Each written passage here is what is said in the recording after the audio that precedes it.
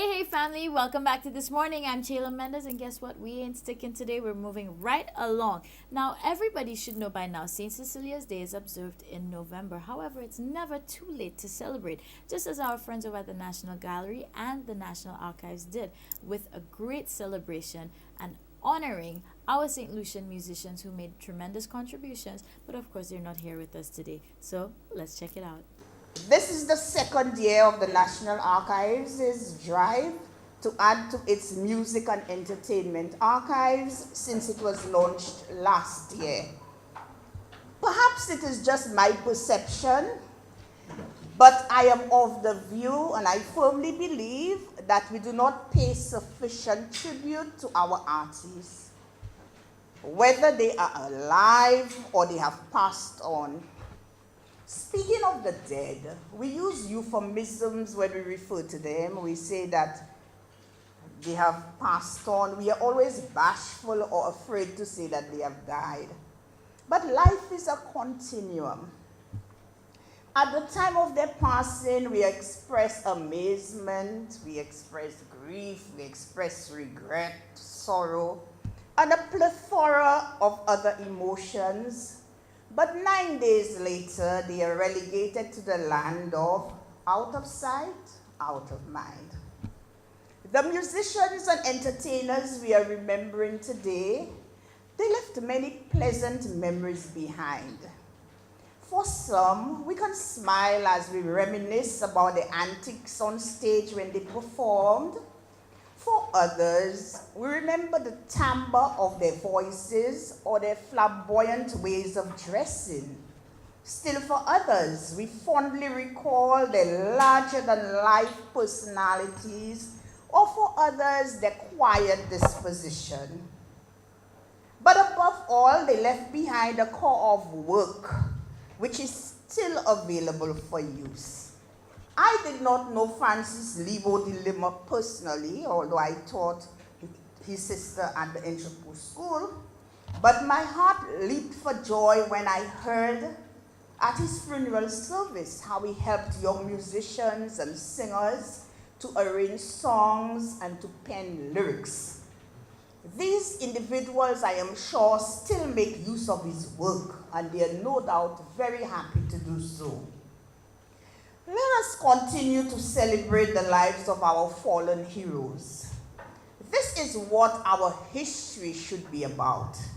Paying tribute to those who have gone before and to those who are still with us. I believe that even though these individuals are not here with us physically, their spirit lives on.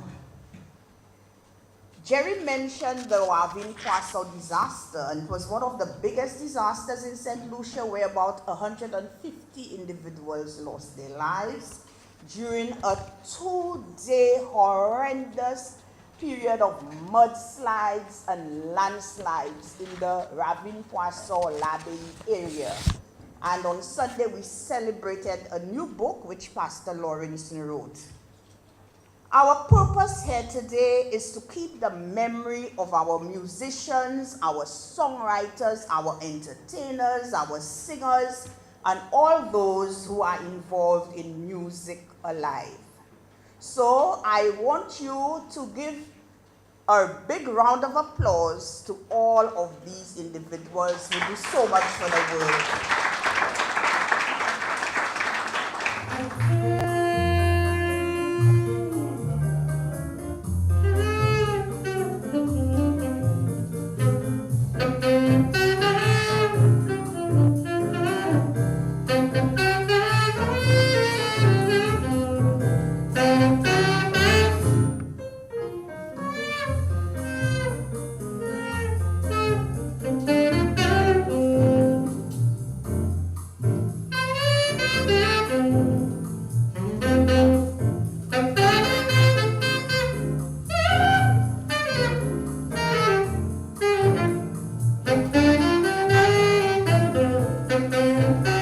Special good morning to Margot and the team. We want to say major love going to you guys, and especially what you're doing preserving our culture, our history at that. And you know what? It's definitely something to keep the memory of those great ones who are gone so that way we never forget them.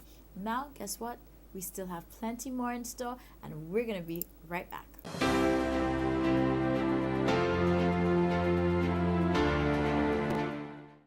Good morning, St. Lucia. Welcome back to This Morning. I'm Chayla Mendes and very thrilled because you know what?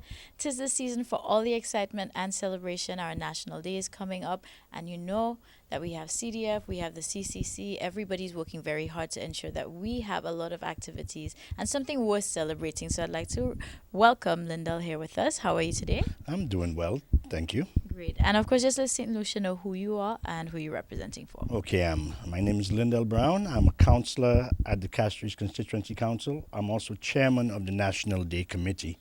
So I and my team, we are responsible for all the events that you will be experiencing on the 13th of December. Perfect. Now, you see, that's why we always go to the right people to give us the inside scoop as to what to look forward to. Now, National Day, we celebrate this on the 13th. Shame on you if you didn't know that. But you guys have been working tirelessly to put on an entire list of events, whole day, if I dare say that. So, what is there to look forward to this year? Okay, well, this year, what we're trying to do, we're trying to bring back the feeling of yesteryears when we all used to, after Festival of Lights, gather in the boulevard and just party in the boulevard, and that will be occurring this year. That begins approximately 11 p.m. on the 12th, and it will continue until 4 a.m. Then we'll reintroduce in the National Day Juve. Oh. Yes. So we'll get to party in the streets, and that should go from 4 till about 7 a.m. Now, for those of us that like to go to church, we're inviting everyone to attend the Mayor's Mass. We will be held at the Cathedral in Castries. That begins at 8 a.m. And the fun begins after that. We're reintroducing Greasy Pole and Greasy Pig, things that we used to love when we were children. That will be held in George V Park. That begins at 10 a.m. At about 12 noon, we then proceed to the Castries Harbor, where, with the aid of the Fishermen's Cooperative, we will be reintroducing the canoe racing. Really? Yeah, and it's going to be quite a spectacle. I think they have 4 races scheduled in different categories. Also, there will be 3 cruise ships in the harbor that day, so the tourists will get to experience something cultural. While all of this is going on, Silver Shadows and a group by Miss June Frederick will be putting on displays of masquerade and shows throughout the city. We will be having the Labrie Steel Orchestra and the Labrie and Soufre Pans. They will be playing steel pans in the city on that day.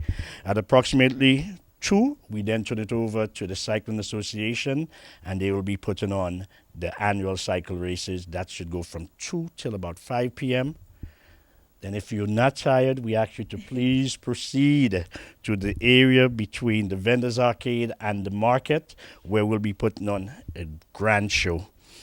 We have 9 calypsonians, we have instrumentalists, we have 2 steel orchestras also, 3 soca artists, Denry segment, live music by the Extreme Band, and some ballad singers. So it's a night full of entertainment. It's geared more towards a Christmas theme, because remember, the 13th is officially the first day of Christmas, if we know the song, The 12 Days of Christmas. It begins on the 13th.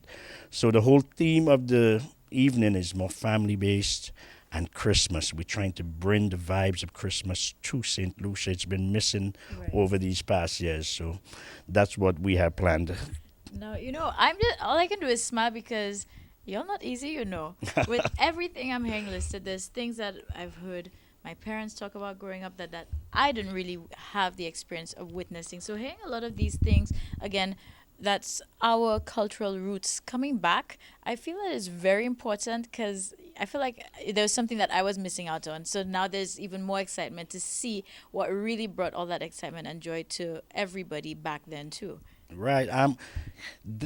Since we've the Castries Constituency Council, we've formed an alliance with the CDF, and they are really trying to inject a whole lot more cultural events. And it's from them that we took our lead because we have partnered with them on two other occasions. We did the La Margaret Festival with Right. them and the Night of the Champions. They assisted us with that.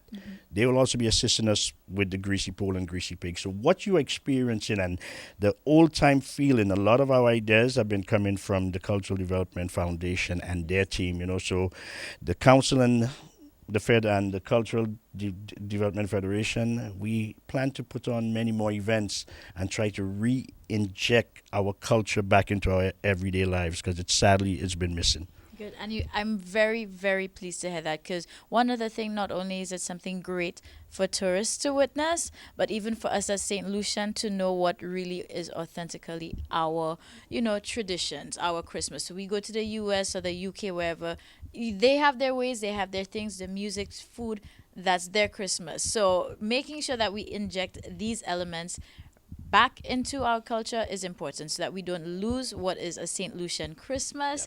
I mean, I would hear about toes, and at least when I was younger too, it was still happening. I remember like first it was cooperative bank at the time, so sometimes you'd be in the bank around that time and then you'd have Papa Jab or That's toes right, running that's through. right, uh-huh. My son has yet to experience this, so that's why I'm happy this year we are going to be out there too so he can see. So these things set our identity, and it's good we're celebrating Christmas, but we need to do it St. Lucian style. Most definitely. Good. So I want to thank you very much, your team, the Castries Constituency Council, CDF. This collaboration is definitely something amazing. And let's just give people the reminder.